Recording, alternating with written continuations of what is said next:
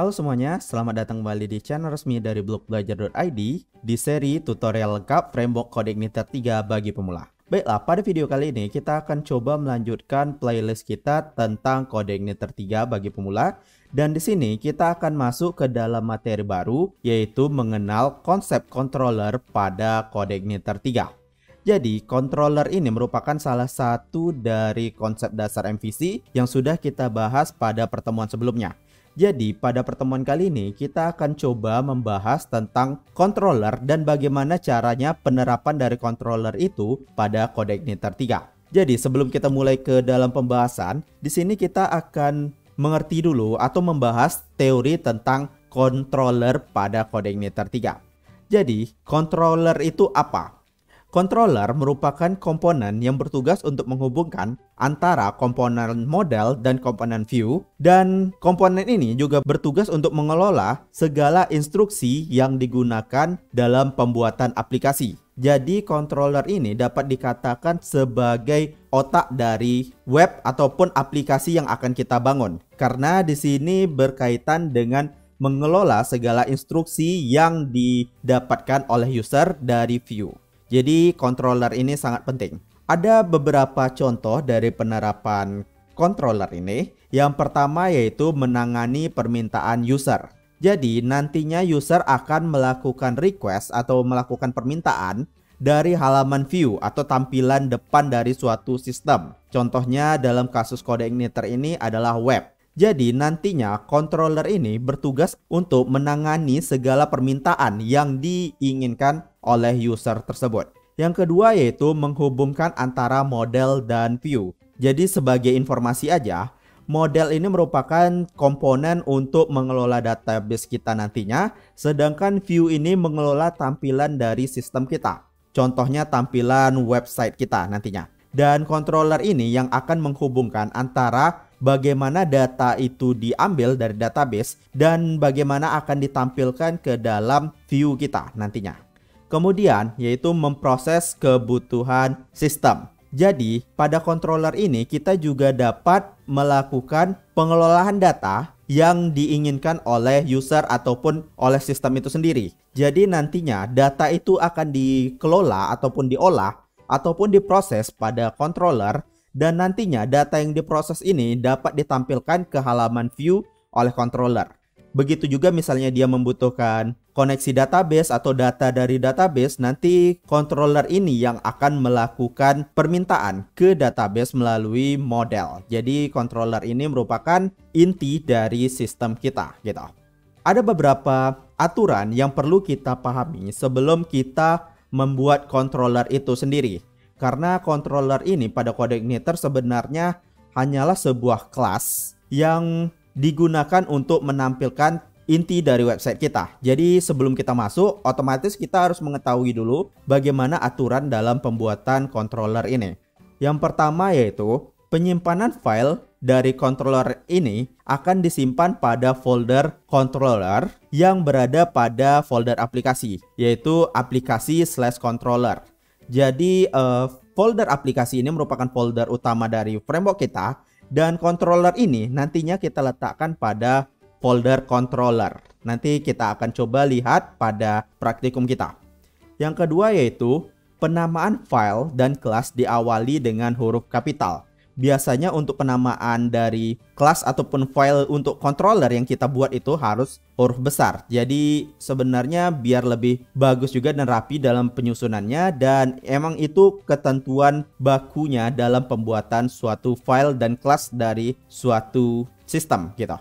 Dan ketiga di sini yaitu penamaan kelas tidak boleh menggunakan simbol dan reserve word. Maksudnya reserve word ini merupakan kata-kata yang sudah dipakai dalam bahasa pemrograman itu. Contohnya seperti if, else, for each, dan lain sebagainya. Intinya kita tidak dapat menggunakan kata-kata yang sudah baku dari bahasa pemrograman itu, karena itu dikatakan sebagai reserve word. Begitu juga dengan simbol. Jadi kita nggak bisa membuat nama dari kelas itu menggunakan contohnya titik, tanda tanya, slash, dan lain sebagainya. Jadi tidak bisa. Dan keempat yaitu penamaan kelas tidak boleh memiliki spasi dan dipisah dengan simbol underscore. Jadi misalnya penamaan kelas kita ini 2 kata, jadi kita tidak bisa memisahkannya menggunakan spasi, melainkan kita harus memisahkan dengan underscore. Jadi pengganti spasi itu kita ganti menjadi underscore. Intinya antara kata pertama dengan kata kedua itu tidak boleh terpisah, harus nyambung, dan penghubungnya itu underscore. Dan kelima yaitu setiap controller memiliki method atau function. Jadi pada controller itu nantinya akan memiliki beberapa metode, dan metode atau function ini kita gunakan untuk memproses data yang akan kita tampilkan ke website kita ataupun ke sistem kita. Jadi setiap function itu akan menandakan satu fungsi tertentu dari suatu website kita. Contohnya ada function menampilkan data, nanti kita gunakan untuk menampilkan data yang kita inginkan. Begitu juga misalnya ada function halaman depan, nanti kita gunakan untuk menampilkan halaman depan. Jadi setiap controller ini pasti memiliki beberapa metode atau function. Dan yang terakhir yaitu aturan penamaan metode atau function ini sama seperti pembuatan variabel. Maksudnya di sini kita tidak boleh menggunakan simbol, menggunakan spasi, ataupun menggunakan kata-kata reserved word. Jadi intinya di sini kita tidak menggunakan 3 yang saya sebutkan tadi. Jadi misalnya kita ingin membuat metode halaman depan, kita tidak bisa menulisnya halaman spasi depan, melainkan kita menggunakan underscore, yaitu halaman underscore depan. Jadi intinya kata itu harus dalam satu kalimat yang nggak boleh terpisah satu sama lain menggunakan spasi, seperti itu. Selanjutnya di sini kita akan coba masuk ke dalam praktikum kita tentang penggunaan controller pada CodeIgniter 3. Jadi di sini kita akan melanjutkan dari project kita sebelumnya yang sudah kita bahas pada pertemuan ke depan. Jadi kita tidak perlu melakukan konfigurasi ulang. Jadi ini berkelanjutan dari project kita sebelumnya. Sekarang di sini silahkan kita buka kembali browser kita. Lalu kita coba akses halaman dari CodeIgniter yang kita buat sebelumnya. Jadi untuk mengaksesnya itu kita dapat menggunakan localhost / nama project kita. Jadi pada praktikum sebelumnya nama project kita yaitu tutorial CI. Jadi ketika kita mengakses, otomatis kita sudah dapat mengakses halaman CI kita. Dan untuk mengakses ini pastikan teman-teman sudah mengaktifkan dulu library dari SAM control panel teman-teman. Contohnya di sini library Apache atau modul Apache dan MySQL. Jadi untuk Apache ini web server kita dan MySQL ini database server kita. Jadi pastikan kita mengaktifkan modul itu sehingga ketika kita akses pada halaman web kita akan muncul seperti ini. Selanjutnya di sini kita perlu membuka text editor kita yaitu Visual Studio Code. Jadi di sini kita akan belajar bagaimana caranya membuat controller dari awal. Untuk melakukan pembuatan controller, pada aturan pertama kita perlu menyimpannya pada folder application, lalu kita letak pada folder controller. Jadi di sini kita akan coba membuat sebuah controller baru dengan nama barang. Contohnya seperti itu. Jadi untuk membuatnya itu kita tidak boleh menggunakan kata reserved word ataupun spasi.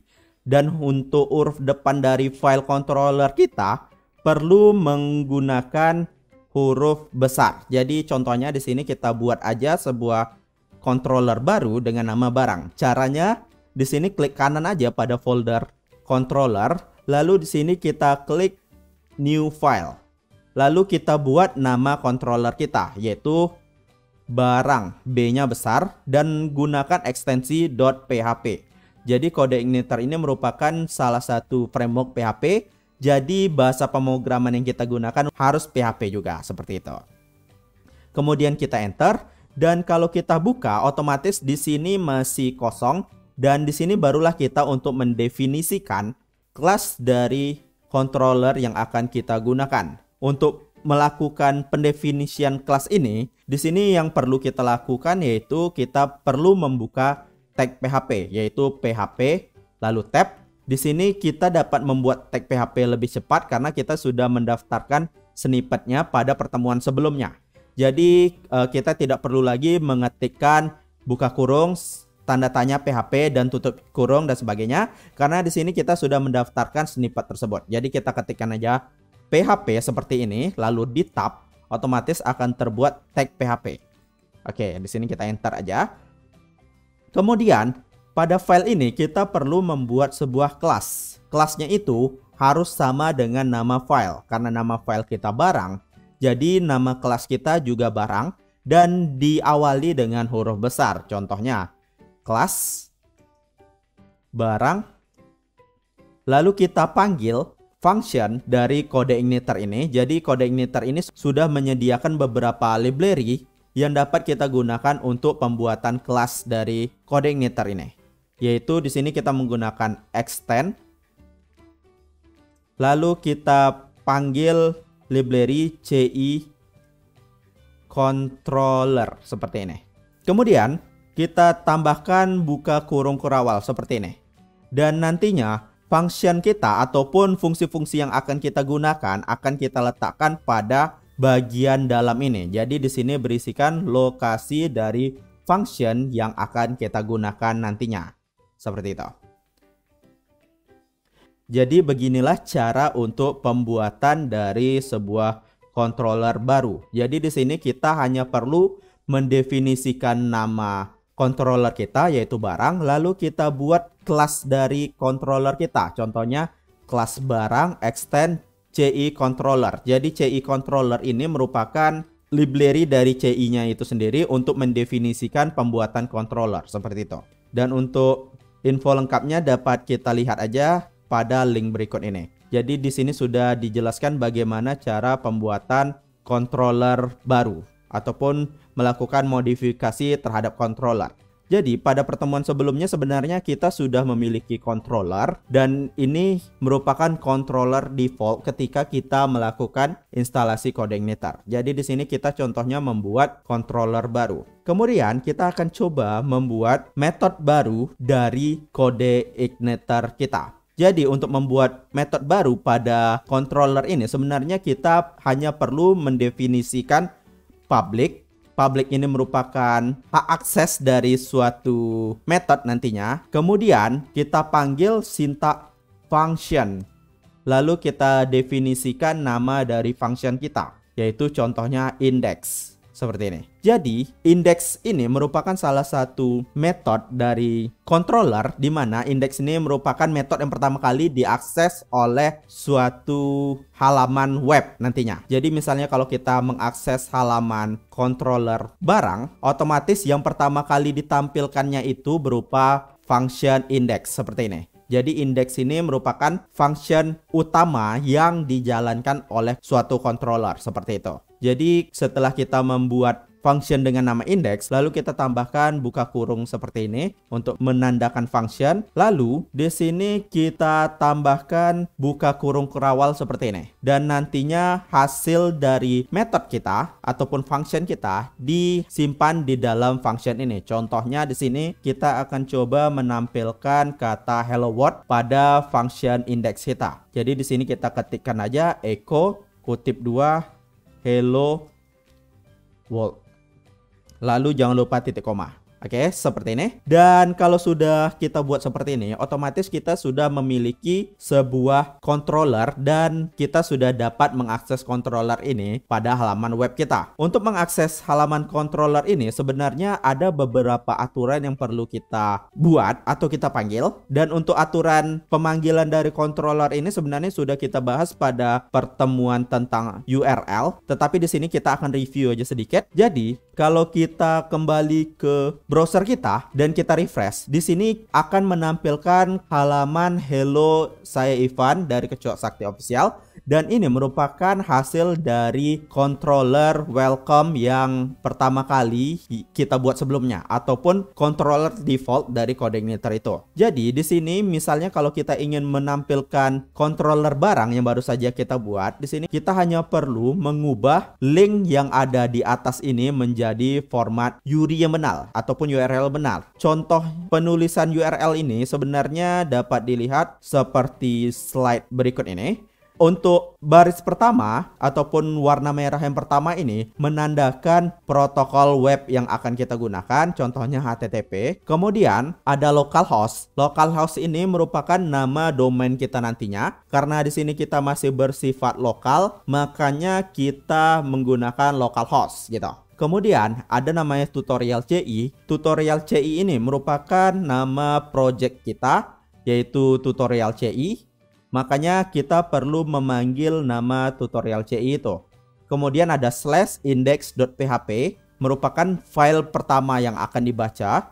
Dan pada pertemuan ini kita sudah menghilangkan kata index.php. Jadinya kita tidak perlu lagi memanggil halaman index tersebut. Dan kemudian di sini kita memanggil welcome. Jadi welcome ini merupakan controller yang kita gunakan. Jadi misalnya kalau kita ingin memanggil controller barang, welcome ini perlu kita ubah menjadi barang. Kemudian ada /index. Index ini namanya metode. Dan untuk index ini beda-beda. Bisa aja pada praktikum kita kali ini kita menggunakan index. Tapi nanti kita akan coba membuat metode baru. Kemudian ada data 1 dan data 2. Ini merupakan parameter yang akan kita gunakan. Nanti kita bahas satu persatu. Oke, sekarang kita akan mulai ke dalam pemanggilan dari controller yang baru saja kita buat. Jadi untuk memanggilnya ini sendiri sebenarnya kita hanya perlu mendefinisikan localhost /tutorial CI, yaitu nama project kita. Lalu kita panggil nama controller kita, yaitu barang, lalu enter. Jadi di sini merupakan tampilan dari halaman utama dari controller barang kita. Jadi kenapa di sini kita tidak perlu menambahkan lagi parameter lainnya, karena indeks ini ataupun metode index merupakan metode atau function yang dipanggil pertama kali ketika kita mengakses controller barang ataupun suatu controller. Akan tetapi misalnya kalau kita tambahkan parameter index sebenarnya sama aja. Jadi secara tidak langsung kita sudah memanggil function index. Jadi karena kita mendefinisikan dengan nama index, jadi sebenarnya itu merupakan metode atau function yang pertama kali dijalankan. Seperti itu. Oke, sampai sini paham ya teman-teman? Jadi cukup mudah untuk melakukan implementasi controller baru pada CodeIgniter kita. Dan di sini misalnya kita akan coba membuat function baru pada controller kita. Dan untuk nama functionnya ini contohnya aja halaman barang. Jadi sekarang kita buka kembali text editor kita. Kemudian di sini kita perlu menambahkan function baru. Untuk menambahkan function baru di sini sebenarnya kita enter aja dan kita letakkan pada bagian bawah dari function pertama kita. Contohnya di sini kita akan membuat nama function yaitu hal barang ataupun halaman barang. Caranya kita ketikkan aja public spasi function lalu nama function kita yaitu hal underscore barang. Jadi seperti yang saya bilang sebelumnya, kita tidak boleh membuat nama function itu menggunakan spasi. Contohnya hal barang. Dan ini tidak akan bisa karena akan memberikan pesan error. Jadi untuk menggunakan dua kata ini kita perlu menyambungnya dengan menggunakan simbol underscore seperti ini. Oleh sebab itu nanti nama function ini dapat dibaca oleh CodeIgniter kita. Kemudian kita tambahkan juga buka kurung untuk menandakan suatu metode ataupun parameter dari suatu metode nantinya. Kemudian enter dan kita tambahkan buka kurung kurawal yang berisikan isi dari metode yang akan kita buat nantinya. Contohnya di sini kita coba menambahkan suatu kata yaitu halaman barang seperti itu. Contohnya echo hello ini halaman barang dan jangan lupa titik 2. Dan kita save untuk menyimpan fungsi dari controller kita. Kemudian bagaimana cara mengaksesnya? Sebenarnya sama seperti yang tadi. Jadi untuk mengakses halaman index kita hanya perlu memanggil nama function kita yaitu index. Dan misalnya kalau kita ingin memanggil halaman barang, untuk index ini hanya perlu kita ganti menjadi hal barang seperti ini. Lalu kita enter dan di sini CodeIgniter akan memanggil isian dari metode halaman barang tersebut seperti ini. Jadi cara pemanggilannya hanya perlu mengubah dari kata index menjadi hal barang seperti ini. Jadi tandanya kita sudah memanggil function hal barang. Dan kemudian sekarang kita akan coba membuat function baru dengan menggunakan parameter. Jadi, coba perhatikan pada bagian method yang kita buat ini. Di sini kita tidak memiliki parameter atau disebut dengan parameter kosong. Dan misalnya bagaimana kalau kita menambahkan parameter baru? Sebenarnya kita hanya perlu mengisikan sebuah variabel pada bagian buka kurung ini. Contohnya di sini kita akan coba membuat function baru dengan nama hal pencarian barang. Jadi di sini kita ketikkan public function hal pencarian barang, buka kurung. Misalnya kita tidak menggunakan parameter, maka untuk buka kurung ini kita kosongkan. Tetapi misalnya kita membutuhkan parameter tertentu, kita perlu mendefinisikan variabel di buka kurung ini.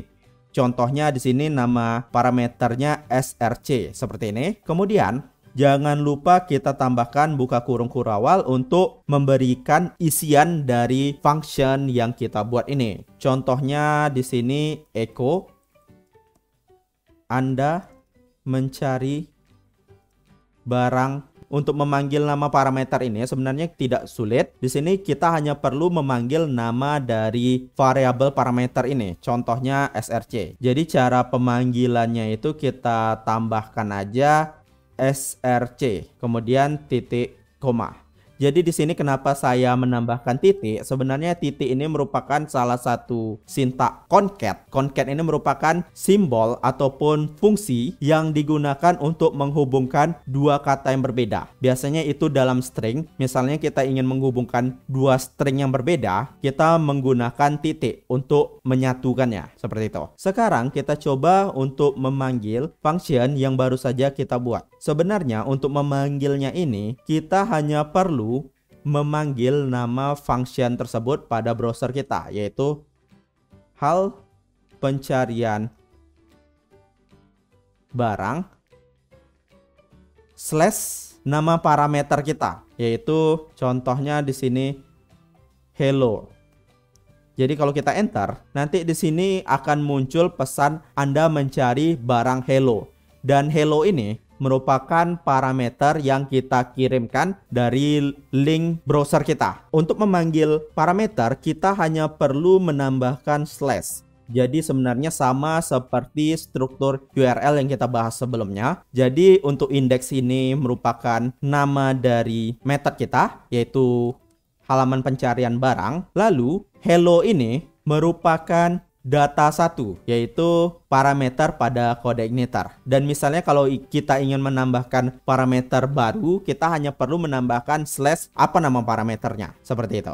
Dan biar lebih jelas, kita coba aja langsung untuk membuat parameter baru, yaitu menggunakan dua buah parameter. Dan supaya lebih menantang, di sini kita akan coba untuk membuat kalkulator sederhana. Jadi di sini kita buka lagi text editor kita. Lalu di sini kita buat function baru, yaitu public function hal kalkulator. Jadi nama function kita hal kalkulator, buka kurung. Lalu kita masukkan dua parameter. Cara pemisahan parameter ini sebenarnya kita hanya perlu menggunakan simbol koma. Contohnya seperti ini, variabel bil1, koma, lalu parameter kedua yaitu bil2. Contohnya seperti ini. Jadi di sini kita sudah memiliki dua buah parameter dengan nama bil1 dan bil2. Dan untuk pemanggilannya sebenarnya sama seperti cara ini. Jadi di sini kita perlu mendefinisikan blok program baru ataupun kita tambahkan buka kurung kurawal. Lalu di sini kita coba tampilkan hasil penjumlahan antara bilangan 1 dengan bilangan 2. Di sini kita tambahkan aja echo.